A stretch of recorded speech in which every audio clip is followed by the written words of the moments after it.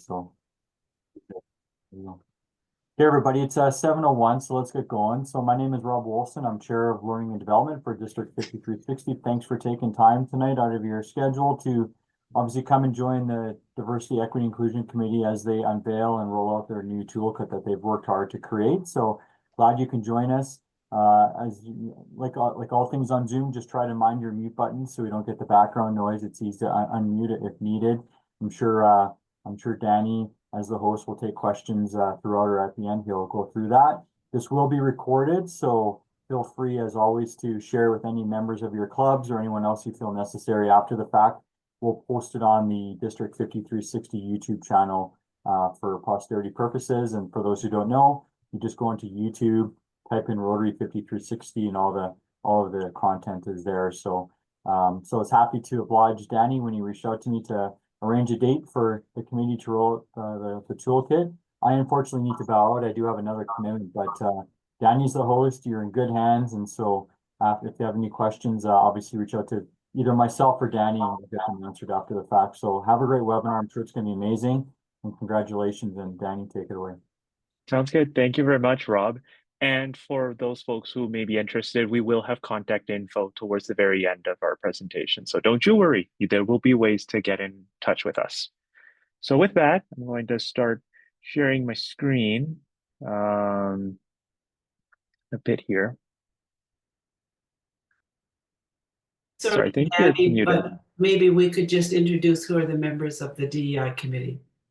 Sure, we'll start with that. I'll start with myself. I'm Danny Vera, and I'm not a Rotarian, but was a member of the University of Calgary Rotary Club from 2017 until about 2022, roughly. So that's where I got a lot of my exposure to Rotary events. Great.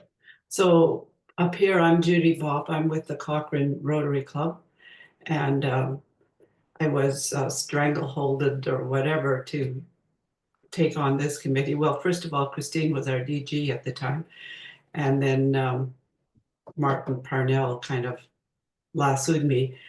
But I'm really thrilled that we have Danny with us. And Catherine, do you want to go ahead? You're muted, Catherine. Yeah. I'm Catherine Feebig. I'm from the Okotoks Rotary Club, and I joined the Diversity, Equity, Inclusion Committee with Danny and Judy in 2023, and have worked with them on this toolkit that we have created. And Christine. Hi, I'm Christine Rendell. I joined this Diversity, Equity, and Inclusion Committee this last year at the beginning of the Rotary year. And it's been a very enjoyable team to be a part of. And of course, anybody that knows me knows how passionate I am about DEI and had been quite vocal about it even pre-district governor years. So I'm really glad that this committee continues, and I'm looking forward to the presentation tonight. All right, thanks, folks. I guess there, without much further ado, I'll get started in beginning with our presentation here. So hopefully everyone's able to see that. Okay, and I'll just make everybody smaller here. So the name of our presentation is that it's time for real action. And what we'll essentially be getting at in this presentation is how our DEI committee, our Diversity, Equity, and Inclusion Committee, would like to help Rotary clubs in the Southern Alberta Rotary District 5360 slowly but surely implement some diversity, equity, and inclusion practices into their clubs. And we'll chat about some of this in our presentation. So first thing I would like to talk about is just a brief land acknowledgement to acknowledge the land that we live, work, and play on. In the spirit of reconciliation, Rotary District 5360 acknowledges that we live, work, and play on the traditional territories of the Blackfoot Confederacy, including the Siksika, Kainai, and Piikani nations, the Tsuut'ina, the Stoney Nakoda nations, including the Chiniki, Bearspaw, Goodstoney nations, the Opetemizawak Métis governments of Districts 5 and 6, and all the people who make their homes in the Treaty 7 region of Southern Alberta. So the first thing that I thought would be good for our committee to start off with would be just a brief overview of what diversity and inclusion actually mean, just to ensure that everybody's on the same page regarding these terms. Diversity essentially means to have participation from different groups, meaningful participation at that. Equity means to have a fair and respectful treatment of all people, and by providing more supports to those that need. And I will elaborate a little bit more in a future slide what we mean by equity. And inclusion, pretty self-explanatory, just means creating an environment where everyone has a sense of belonging and feels welcomed. And I just wanted to spend a little bit of time on just briefly explaining why here at this committee we use the term equity and not equality. As you can see here from this cartoon on the left-hand side, equality means to treat everyone the same, including providing everyone the same resources. But clearly not everybody needs the same resources. You can see that this little boy might need more than one box in order to see over the fence to see the game, whereas the taller man would not need a box at all. Equity, on the other hand, is more what we're striving for, which means to provide additional supports to those who need the additional supports in order to get essentially up to speed. And then there's the term inclusion, which inclusion would mean to eliminate the barriers that present as challenges in the first place. In the case of this cartoon, the challenge and barrier would be the wooden board that prevents those shorter than the board from being able to see the game. I will say that inclusion is the ideal that in society I feel that we should strive towards. And while it may not always be realistic or possible to remove all of those barriers that exist, at least if we can address those barriers by providing supports to those who are directly impacted by them, it would lead to a more fair society in our view. And so, in conclusion, equity and inclusion is what we're after here. And so in terms of just, again, driving home the fact of the definition of these terms and putting them into more common everyday examples, diversity is like being invited to the dance, and equity is playing music we can all dance to. And finally, inclusion is being asked to dance. And so it's all coming together to ensure for the meaningful participation of folks.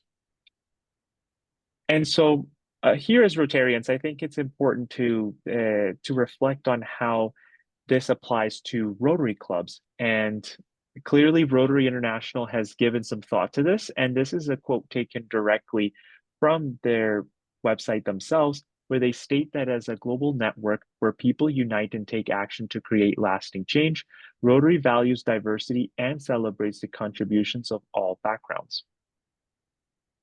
And of course, as you all know, the four-way test is an important little test that Rotarians do to ensure that their actions align with the principles and values that have been set by Rotary.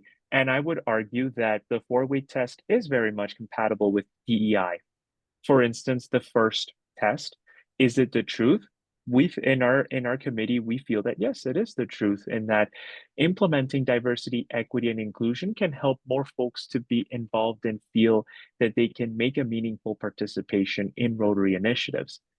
And with regards to the second statement of is it fair to all concerned, we also feel that yes, it would be fair to include folks from different backgrounds and abilities in Rotary activities.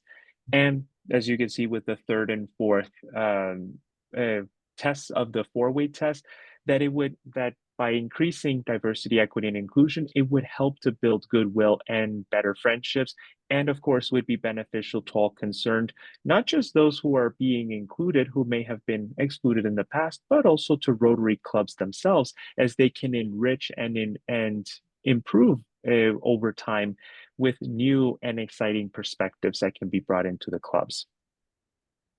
And finally, how is District 5360 aligning with Rotary International's DEI objectives? This little diagram I took from Rotary 5360's 2021 to 2024 strategic plan. And we can see that among Rotary's core values, diversity is one of those as well, in where all people are welcome and valued. And more specifically, when looking at the goal of District 5360 of encouraging and supporting the support of vibrant clubs through educational resources, leadership development, and learning opportunities, we can see that the fourth strategy aligns very much with DEI, where the district would aim to provide resources and learning opportunities to help clubs build a culture that welcomes and encourages diversity, equity, and inclusion. So hopefully we've been able to convince everyone here that DEI certainly does have a place within Rotary International and of course also with our Rotary district. And so which is why we would like to now think about the next logical step of how to actually implement these concepts into action, so to speak. And so before we move any further, I'd like to open up the floor to if any of you would like to mention anything or if you have any comments about what you've seen so far.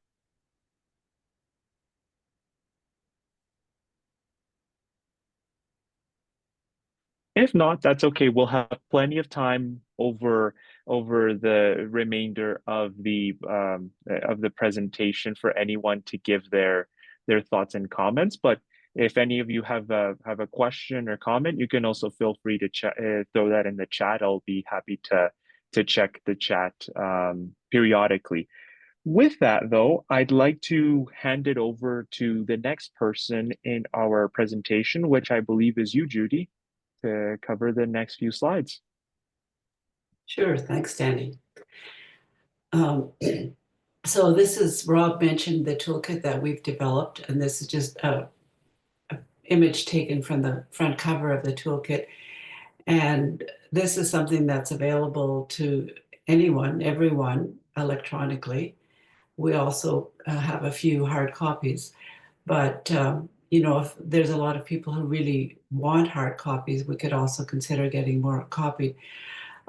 So it's a toolkit, and we hope that it's a tool that the clubs and members can think, you know, just an opportunity for them to engage in the values and ideas behind DEI. So it has a planning guide, it has a reflection workbook, it has additional links to additional educational resources. It's just something that people could use if they wanted to have that conversation within their club about it, or if they wanted members of the DEI committee to come and help them work through it, that would be fine too. We're always happy to visit other clubs, and that can happen either in real time or on Zoom meetings or however that works for everyone. We sort of introduced the toolkit at the last district conference. And so where we can get access to the toolkit, well, what you can do is we will have our contact information at the end of this presentation, and that you can just contact us at that, either that phone number or that email address. Danny will take the next slide. So the first action that we can think of is just starting that conversation. And in order to have that conversation, there are things that we can start, you know, just to help ourselves engage meaningfully in that participation. So, you know, this first point, it says, consider any power or privilege you may have. It's something that I've actually, because I've worked in 20 countries in the world and work now also in many Indigenous communities. It's a very clear to me thing that I have to remember, because I can walk in, for example, when I was in Rwanda and my son was sick and I went to the clinic and there was a long lineup. Guess what? Somebody wants me to go to the head of the line just because I'm a foreigner, just because I'm white. And there's multiple examples we have, but there's lots of reasons why we might have power or privilege. It doesn't just have to do with ethnicity, but it has to do with age, experience in Rotary, all sorts of things. But when we're aware of that and we start that conversation with a real curiosity in terms of the experience of other people and are open rather than having a preconceived notion, then we can begin to explore what DEI would actually mean within our club, within our larger community, within the way that we do things. And so the idea is, let's find ways to have that conversation. How do we do things, and what does that mean in terms of the capacity of everyone to be able to feel included? So I'll have the next slide, Danny. So, and this is just something that we think about when we consider with people who we feel are somehow different than ourselves, that people are not one thing.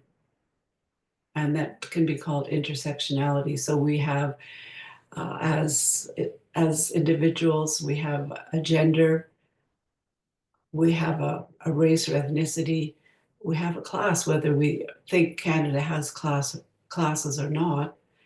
We have a nationality, we have a sexual orientation, we have abilities.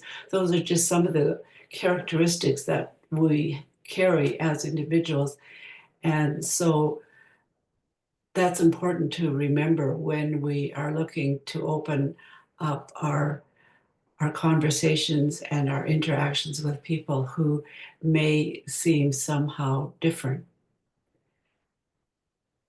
and how these different identities can result in stereotypes. And if we just look at the next slide, we think about unconscious biases. Now, we all have unconscious biases. I mean, you can't go through life without categorizing things, thinking about things in terms of groups and so on. It's a natural way that our brains work. But a lot of those things are unconscious. And just bringing them to the forefront helps us to discover what it is that's going on in terms of our own understanding of the world around us. So this little diagram here, this little bunch of arrows, asks us first to focus within, and that's where we think about our own identity, our own unconscious biases, and then to authentically learn about others, as we say, with genuine curiosity and interest, engage in dialogue rather than a kind of a one-way conversation. And then we can think about ways to expand the options. So a very clear and small idea about expanding options just has to do with what Rob was talking about, the different ways that we have meetings. Have we got enough options so that everyone can enter into that circle, that anyone can feel that they have a way in? That's something that our own Cochrane Club is struggling with right now. Next one. So this is a visual that I recently just saw, and I thought, well, that's very interesting because we have good intent, but sometimes we haven't taken the time to have the conversation that helps open our mind to what could have been the unintended consequences to what we thought was a really great idea. But unless we have that conversation and partnerships with a whole variety of people, we may not anticipate a consequence that's unintended and may not be what we want. So that's just something to think about. You know, we could sit in our club and say, oh, well, we'll do this and that will increase our inclusion, our equity. But unless we have that conversation with people who are currently sitting, or standing again behind that fence that Daniel had the image of, unless we have that conversation, we may not be aware of what the consequences are. And when we are aware, then we can act intently much more effectively. So that's me. That's my little thing. And maybe we just pause here for a moment in case there's somebody who would like to say something. There's a comment here on the chat about a mention about getting a hard copy. Maybe if Judy, if you want to elaborate a little bit on that, on how folks might be able to get their hands on a hard copy if they would like one. Well, sure. I mean, I've got a couple that are sitting in my office right now, and I'd be happy to send one to you, Carlene. And if we end up with a lot of people who want hard copies, because I know a lot of reasons why a hard copy is better, then maybe we could think about sending a few out to some of the clubs. And, you just would need to communicate with us so that we'd know how much interest there is.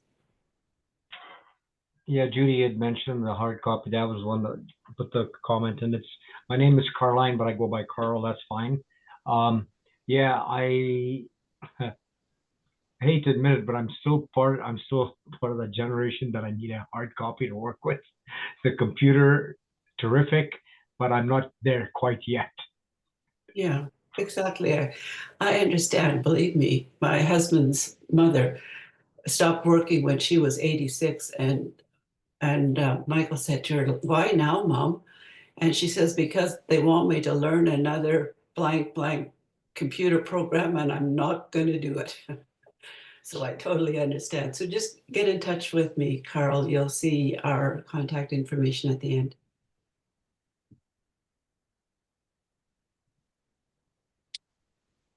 Anyone else?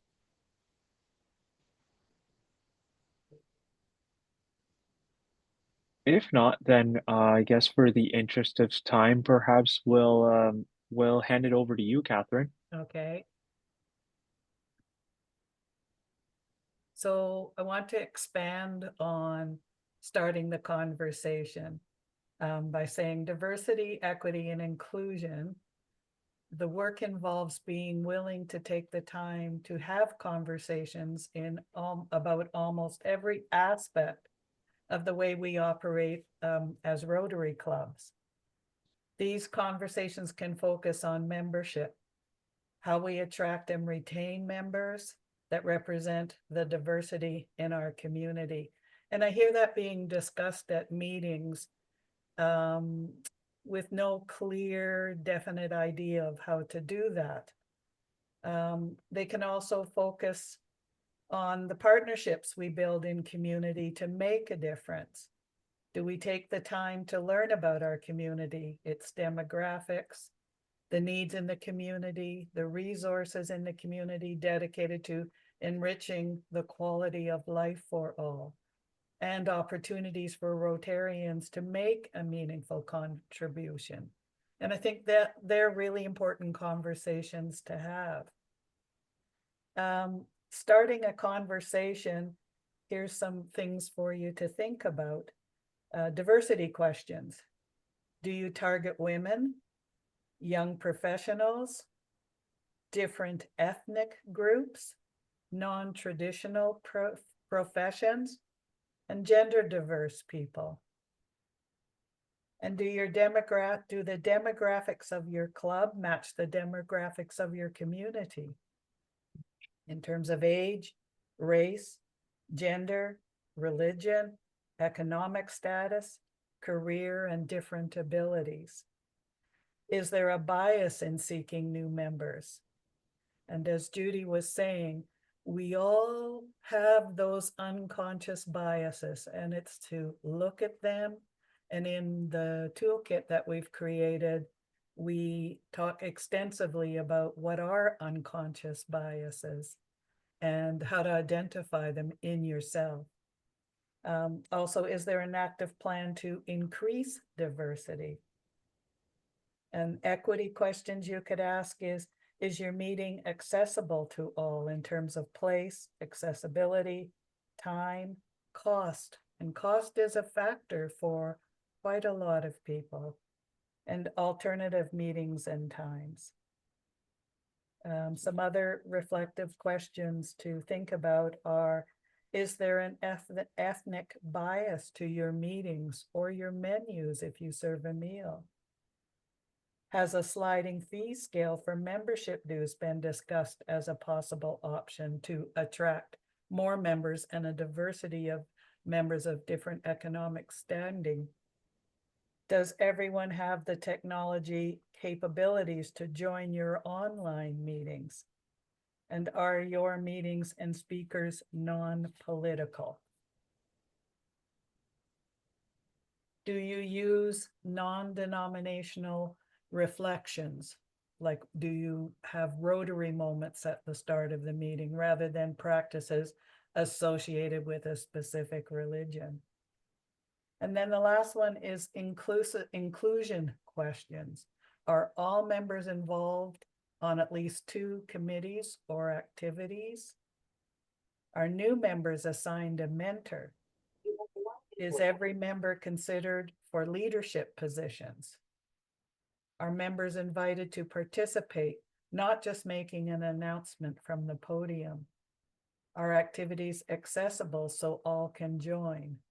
And again, I'm repeating here, daytime, location, physical accessibility, not conflicting with work or family, cost accessible, and are there alternatives possible? And again, these are things that I think are really important for you to think about, and then raise the discussions in your club as well. Like, take a look at how are we functioning. The next one, the next slide, Danny, if you'll put it on, it's called Creating a Brave Space. And brave spaces can look, sound, and feel different from one another, but the general idea is to cultivate a productive dialogue where participants are encouraged to speak honestly and critically from their own experiences towards the end of mutual learning and constructive action. And this process can include creating an opportunity for people to take part courageously in a difficult conversation, ensuring that the conversation is carried out through respectful engagement, encouraging a diversity of thought rather than being critical if someone has a different idea than yours, and entering into the conversation with full awareness and acceptance of possible consequences. Brave space is actually a really, really important part of groups and in relation to meeting. And I'm going to talk for a little minute here about principles of brave space. We hold brave space as courageous conversations. We listen deeply, are curious, and seek new knowledge and understanding. We challenge ideas, not people. We focus on possibility and seeing obstacles as opportunities for learning. We take accountability for our own learning. We bring awareness to our biases, assumptions, and judgments. We allow discomfort to lead our growth. We're open to new ideas, ways of thinking, and feedback. We hold a space of trust and confidentiality. We listen deeply, are curious, and seek new knowledge and understanding. And that's repeated because something that we find in North American society, generally speaking, is we're better talkers than listeners. And we acknowledge and appreciate each other's gifts, strengths, and contributions. And the reflective question there I would ask in thinking about brave spaces is, are there issues within your club or in its service work that might require the creation of a brave space to facilitate better understanding and constructive action? So that's brave space. And then the last piece I want to talk about is identifying club DEI champions. So as we said at the start, there are 4 of us on this committee. We're a small committee, and our goal is to have club champions, DEI champions, in each of the club to carry forward the work that we're trying to do. And so I'm just reading here my notes, what I wanted to say about that. We talked about the 4-way test. Rotary International has called on clubs everywhere to engage in deep conversations about how well they're responding to its call for enhancing diversity, equity, and inclusion. So that would be something a DEI club champion could take on, is that piece of the work. A vibrant club pays attention to diversity, equity, and inclusion related to its own membership and its service relationships with the community around it and the wider world. So again, this is why there is a need in each club to have a DEI champion. And so in our toolkit, we have identified, so what would a club champion do? And the points we've made are be a voice for opportunities to enhance diversity, equity, and inclusion within your club. Share opportunities for club members to learn about issues and action opportunities related to diversity, equity, and inclusion. To help the district DEI committee understand the challenges that clubs are facing and the responses they are making, and contribute to DEI activities such as the production of learning materials about DEI issues and the creation of a district DEI club challenge, and support the district's service focus on empowering women and girls. And all of this that I have talked about and that Danny and Judy have talked about, most of it is contained within the toolkit we've created. So it is really a valuable asset to have, particularly if you want to be a DEI champion, or if you know of someone wanting to be a DEI champion, for them to have a look at the toolkit and just see what's involved. And I just want to end with these reflective questions about, does your club have a diversity, equity, and inclusion champion? In our Okotoks club, a member has been approached and she's thinking about it, wanting more information because it was a fairly new request to her. So I'm really hoping, seeing her potential there, seeing her strengths, her abilities, and her educational background, I'm really hoping that she will take on the role of being our club DEI champion. And how is your club, if your club has a DEI champion? So we don't know, are there any clubs with DEI champions? We haven't heard, but if so, is the club benefiting from their commitment? And if your club doesn't have one, what steps could you take to make this happen? And I'll end with that. And back to Danny.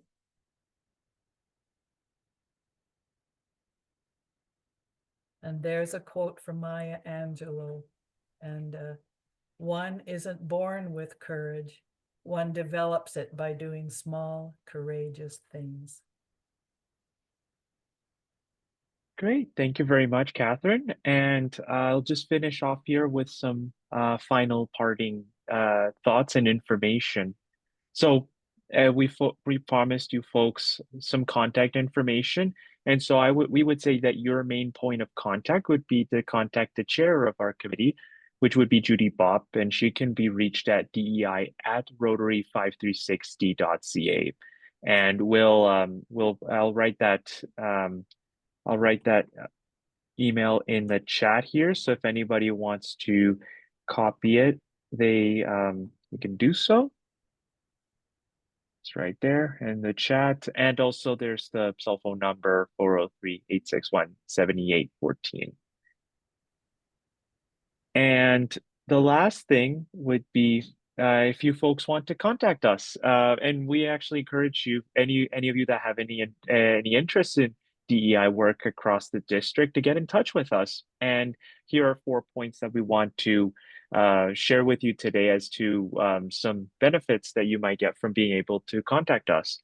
For instance, we have an upcoming monthly newsletter that we are in the plans of getting out, which will have bite-sized bits of information about DEI, with each month having a different focus, if you will. And so that's something that we will plan to send out in the near future.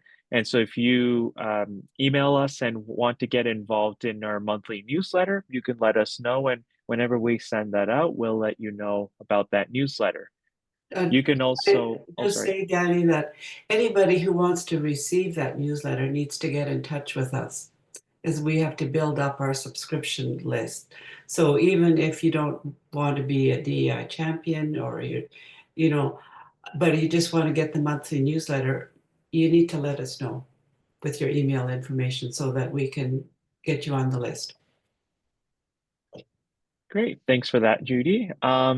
You can also contact us if you'd like the DEI committee to speak at your club. Of course, if you or anyone at your club wants to get involved as a DEI champion, you can also give us a shout through that email address. And also to share with us any thoughts or questions or comments or areas for improvement. We'd be happy to hear whatever you folks wanna talk to us about. And with that, we want to thank you all very much for your time and attention. And here we're happy to take on any questions or comments or anything anyone would like to add. Yes, I would like to add, I just put something in the chat. I am wanting to be non-political, of course, but I am concerned with the pressure to abandon DEI policies in the States, that we're going to get pressure, that Rotary International will have enough pressure that they will succumb to also abandoning the DEI policies. And I'm wondering what that will do to whether district will follow suit. I think that's a really interesting question. RI has an international DEI working group. In fact, we have a Canadian on that working group, Valerie Wafer, and there are people from different, they're not all from the US. So I think we're safe in that regard, that this is not a US body. It's a working group that has international representation. If there is pressure, then it's all the more reason why we need to hold fast. Anybody else have thoughts about that? My only thought is, first of all, I think it makes sense to be at least a bit concerned about that. What I would say as well, though, at least with Rotary being a non-governmental agency, it's not part of the federal US government, not part of any state or municipal governments. There is a chance that at the very least that will help to shield it a bit from any political discourse that occurs regarding DEI. But I think that the question and the concern is well founded.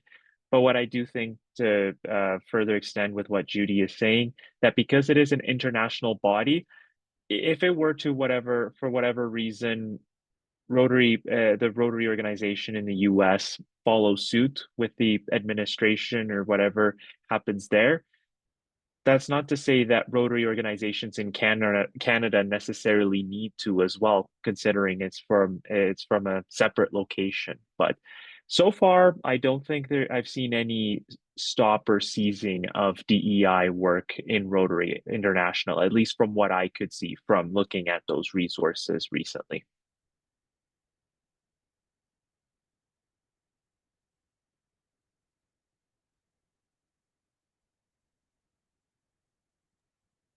I have like to say something quick. So I just wanted to say thank you to for you for this presentation. Really well done. While I'm not associated with any specific Rotary clubs, I am the activity coordinator and the mental health counselor for the Ripen Leadership Conference, and I've been a part of it for some time now, and very happy that this is getting shown to a larger audience. I know we're very grateful within the Ripen that we've had many volunteers who have been involved in this sort of thing, and so we actually just had our leader training weekend for all the volunteer leaders last weekend, and one of the presentations in that training is around DEI. So I think this is really, really relevant, and it's something that we've had in our conference and in our mind for some time now, because we see students from all over the Rotary District with all different cultures and all different backgrounds, and that working together piece is so fundamental. So thank you for this presentation. Yeah, thanks, Abe. Danny, I wonder if you would mind just putting us back all speakers on so we can all see each other. And Sure. Just Let stop me sharing. We'll be able to see each other. if I can figure out how to stop sharing. How do I stop? Oh, stop sharing. There you go. Okay. Did it.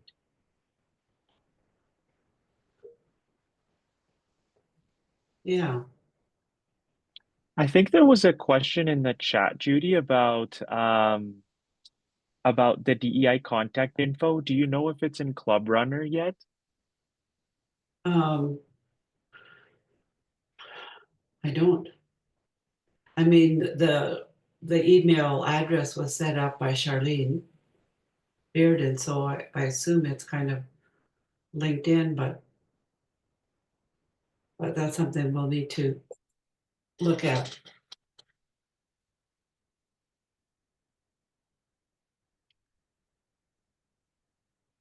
Anyone else have some thoughts, any experiences you want to share? And thanks, Abe. That was interesting about Ripen, because that's our future.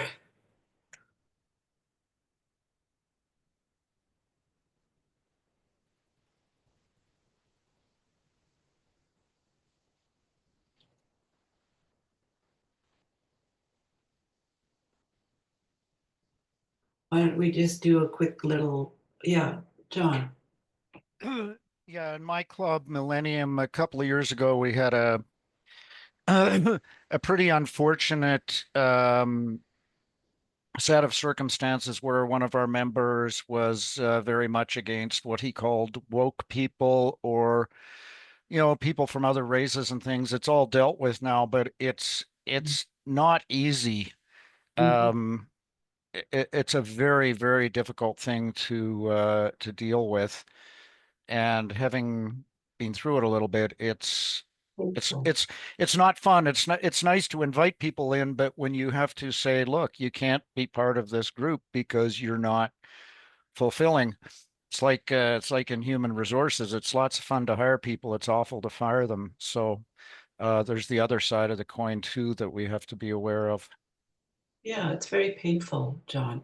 We had a member quit the club because our club was supporting an Indigenous project.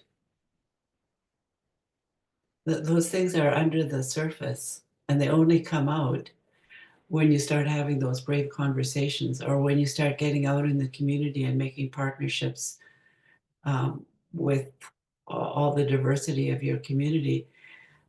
But somehow we need to have the courage. If I may say another one thing that you'd kind of brought up, Judy, about with Ripen being the future, and I think that's a really key point to do, and the importance of introducing this is, more often than not, the ones that are against the DEI are older in generations. Not to say everyone is, but we have those growing youth that are coming through, you know, those budding leaders that we have coming are much more open to this. And it is that idea of going with the future. And if we want to be, you know, if Rotary wants to bring in those youth, and that this is a key piece, I believe, because it is, you know, a lot more accepting and a lot more needed or wanted, and almost what's the word I'm looking for? Expected for a lot of the youth, because there is so much diversity coming up. Exactly. And a deeper understanding. I mean, my granddaughter, when she was 15, was having a conversation with her grandpa about just gender issues. And she said, you know, that are the old ideas are a social construct. She's 15, she's talking about social constructs, but they're a social construct and we don't need to keep them.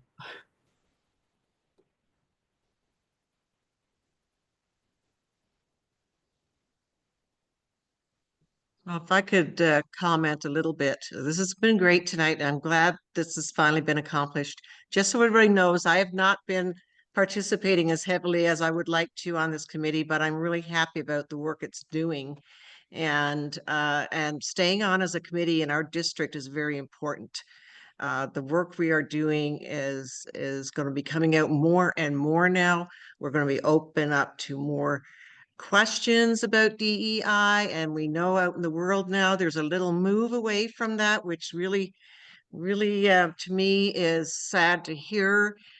Even some corporations are now pulling back from the use of that term and the education needed for its employees. So Rotary International is not moving away from this. It is established.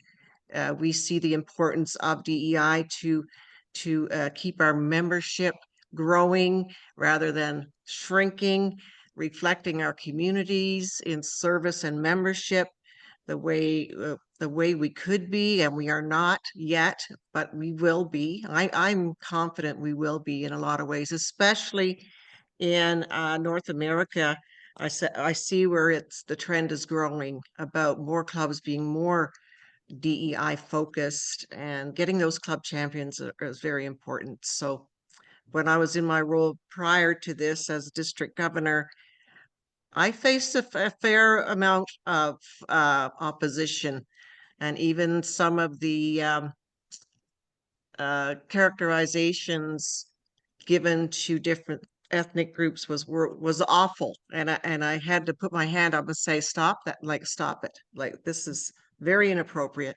Bad jokes, things like that. So yeah, so hopefully when I'm better and I'm getting out more to clubs, I'm going to start seeing a little bit more improvement when we're face to face in those meetings, and seeing if our education is making a difference. So thank you for all your work. I appreciate it. Yeah, thanks, Christine. Just want to make sure everyone has a chance to speak. Margie, anything you would like to say? Perhaps just that Keith and I had a quick chat in the chat line about the possibility of our 4 clubs in Medicine Hat perhaps deciding together to have a Saturday morning workshop, inviting the committee or those who are available, a kind of an opportunity for all of us to get together and to look at this important Sure. together. Is Yeah, that a possibility? absolutely. That'd be great. That'd be fun. Judy, anything you want to add? I'm going to say no at this time. Thanks, Judy. I just joined to hear what was going on. Certainly DEI is very important, and I'm glad to see all the work that's being done to date. And well, stay tuned, and thank you everybody for that on the committee. Thanks, Judy. How about you, Bonnie? No, I think it was just an excellent presentation, and thank you for all the work that the committee has done. It's fabulous. So, Which club are you from, Bonnie? Medicine Hat Sunrise Rotary. Right. Keith. Yeah, I want to thank the committee for the work you've done and the presentation today. I think that's great. I like Margie's suggestion, and Bonnie and I are from the same club in Medicine Hat, so I think we need Yeah. to look into doing something like that. It would save the committee too, because I really appreciate your offer to come and talk to the clubs, but there are a lot of clubs to talk to, so we can share that. I also share Bonnie's concern with Rotary International and the pressure that they may be getting from the United States. So it's reassuring to hear from you, but I still have that concern that there's Yeah. a lot of pressure going on in the United States for everybody to follow what their government is telling them. So I'm glad it's an international and that we can continue in Canada anyway. So thank Yeah. you for that. Yeah, for sure. And, you know, it's during tough times that we need to know what we're standing up for. Exactly. Brian, you've been invisible. Is he there, Christine? Sorry, he stepped away to help get Okay. dinner, but he's listening. All right. He's been listening, but he's in the kitchen. Oh, good. So thank everyone for their participation, and I'm glad that just to hear from all of you and to visualize where you are and what you're thinking about. And like we said, you've got the email, and I don't know, Danny, did you give the phone number too? I did not. I can just type it here. Yeah, if you don't mind just typing it there, if anybody would like to. I believe that's your cell number, isn't it, Judy? Yep, that's what I've got. Oh, I think you missed a number. Ooh,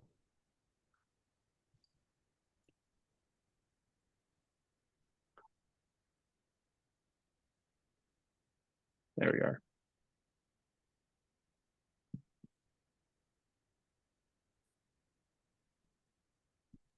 John, I'm just looking at your comment.